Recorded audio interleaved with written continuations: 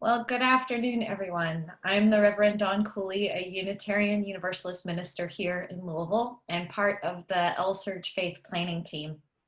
Welcome to the final Wake Up Wednesday virtual vigil, which is co-sponsored by Louisville Showing Up for Racial Justice, the Interfaith Coalition for Immigrant Justice, and the Sowers of Justice.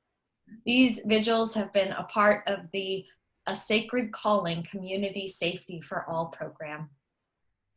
During our vigil today, there will be 2 periods of silence. The first period of silence will be for 8 minutes and 46 seconds to focus our attention on people who have been killed by police violence. Then we will hear a reflection from David Horvath and a second period of silence, and then a prayer from Reverend Jim Flynn. Both David and Reverend Jim are from the St. William Catholic community. During our second period of silence, you will be invited to share your prayerful intentions. If you're on Zoom, you can do this through the chat, and if you're joining us via Facebook, we invite you to share your intentions by entering comments. Our vigil today will conclude at 12:30. If you cannot stay the whole time, or if you'd like to see it again later, it will be available on the Sowers of Justice Network's Facebook page. Let us go ahead and get comfortable and begin to center ourselves as we enter 526 seconds of silent vigil. That's 8 minutes and 46 seconds of silence to focus our attention on people who have been killed by police violence.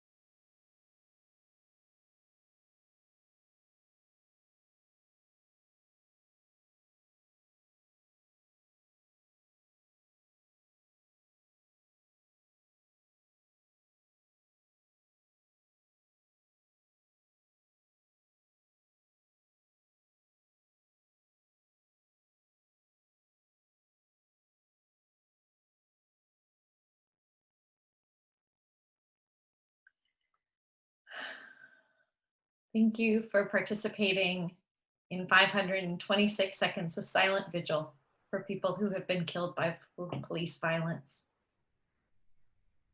Today, we will be hearing a reflection from David Horvath.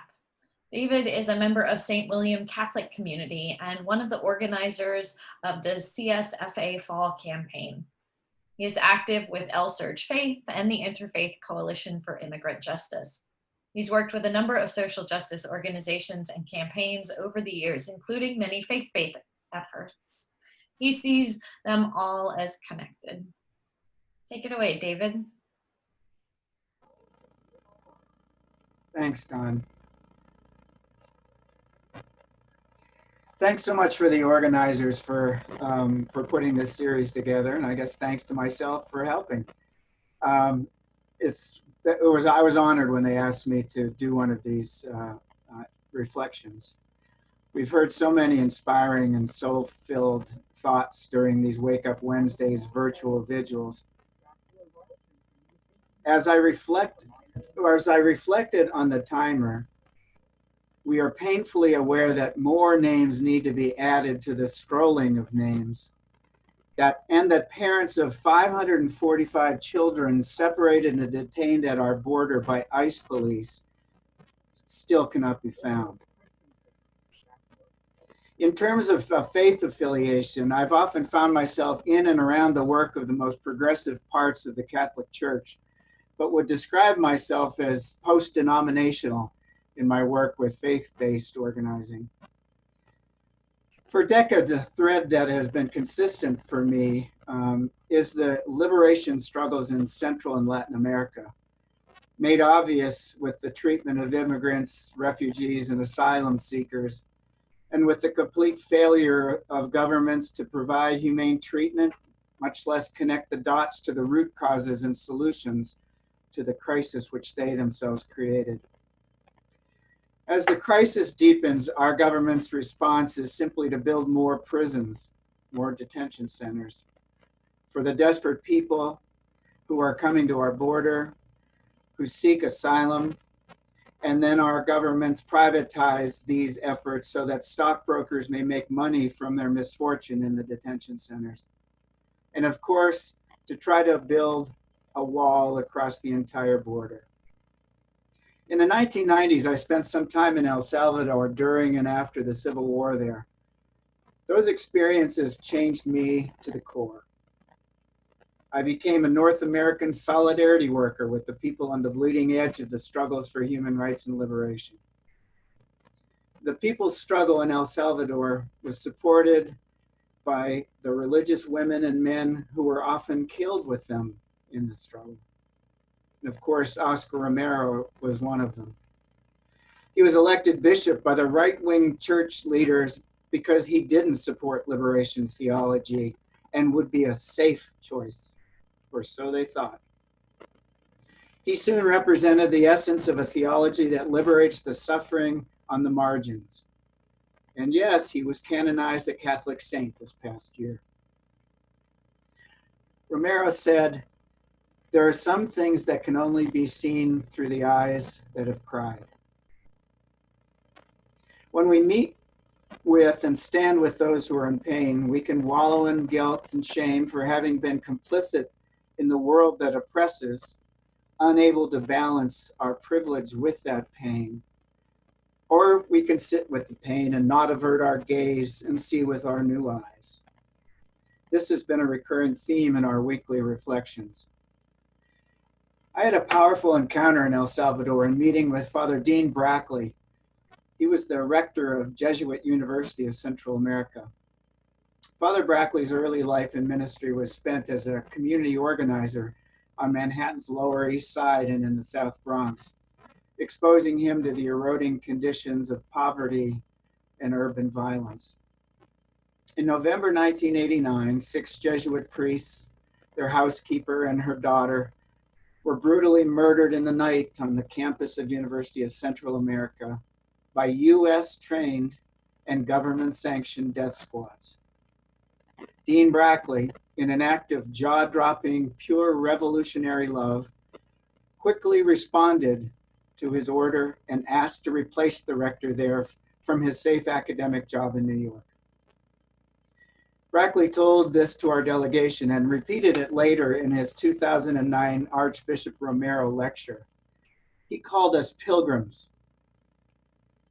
Brackley said, first-time visitors come to my office and they arrive apprehensive, asking themselves half-consciously, what will happen when we arrive at these poor communities where the memories of war crimes remain fresh? Will I have a massive Catholic or Methodist or Jewish guilt attack? If the visitors have the courage to listen to the stories that no one else will hear of massacres yesterday and cruel injustice today, these poor people will break their hearts. The visitors will fall in love with them and return home and be ruined for life. That will be the most important thing to happen on their pilgrimage. And what does in fact happen? The visitors see their reflection in the eyes of the poor hosts. With that, the ground begins to shift under their feet. The anonymous poor masses of the world suddenly take on 3 dimensions. They are moving from the periphery of the visitor's world and closer to the center. The world seems changed before the visitor's eyes. The world they have until now half-consciously divided into important people and unimportant people. Their horizons open. Brackley goes on to say, this easily tempts us to throw up our hands in despairing resignation, or at best, try to love the people in our family and forget about the rest. But the good news overwhelms the bad news for those who have eyes to see and ears to hear.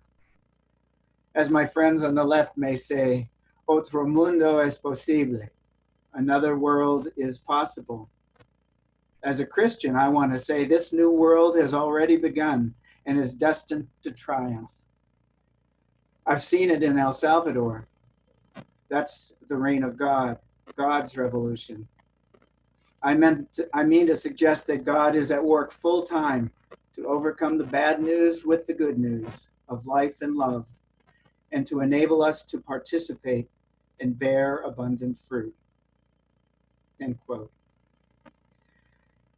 I believe that solidarity with victims of police violence, targets of ICE detention, subjects of systemic racism, and all those who are poor and marginalized everywhere is essential for God's revolution. Going back to Oscar Romero's quote about seeing through eyes that have cried, I need to mourn and lament and then learn to see again. And beyond, we are bound to the lives of all. And community, safety, security, and liberation is our right and our blessing. Let us go and make it so. Thank you. Thank you, David, very much. I invite us all now to sit in silence for 3 more minutes, during which time you're invited to enter your prayerful intentions into either the chat box if you're in Zoom, or in the comment section on Facebook if you're streaming via Facebook. Let us enter into silence for 3 minutes.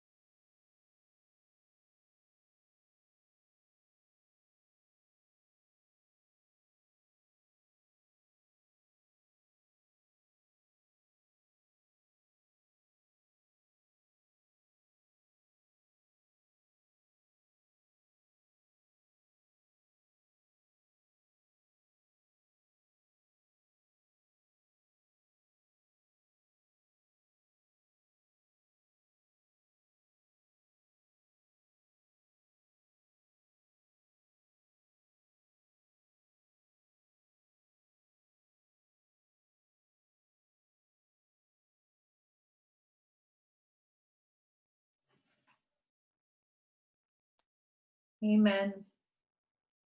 Ashe. And blessed be.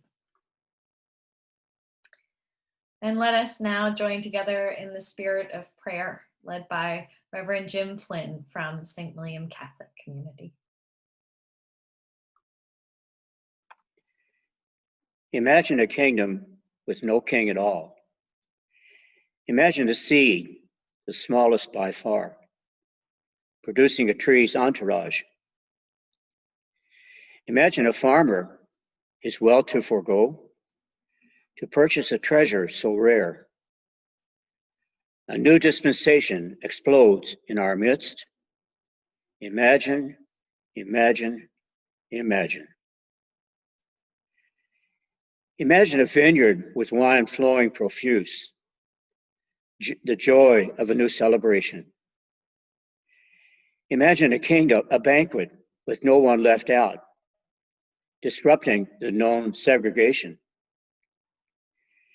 Imagine a sower with seedlings aglow, a harvest to relish the nations. No more malnutrition to torture the soul. Imagine, imagine, imagine. Imagine a woman with leaven and dough, the hands that make bread to sustain us. Imagine a table that's open to all, where purity laws won't estrange us.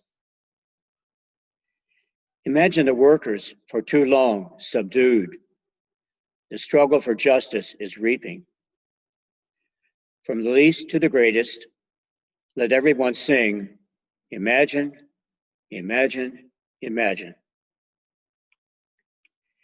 Imagine an end to the patriarch's reign, collapsing the power from on high.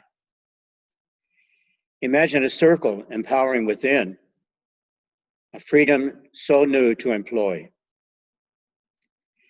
Imagine the demons controlling through fear, no longer command the high ground. A new world order can break through at last. Imagine, imagine, imagine. Imagine the challenge disciples embrace to model the new dispensation. The old bureaucratic with power at its core lies dead in the temple's ruination. Imagine the courage and vision we need when the tomb of our hopes has been shattered. And the new voice arising has another refrain. Imagine, imagine, imagine. Imagine a day when East meets West, when North meets South, when matters matter.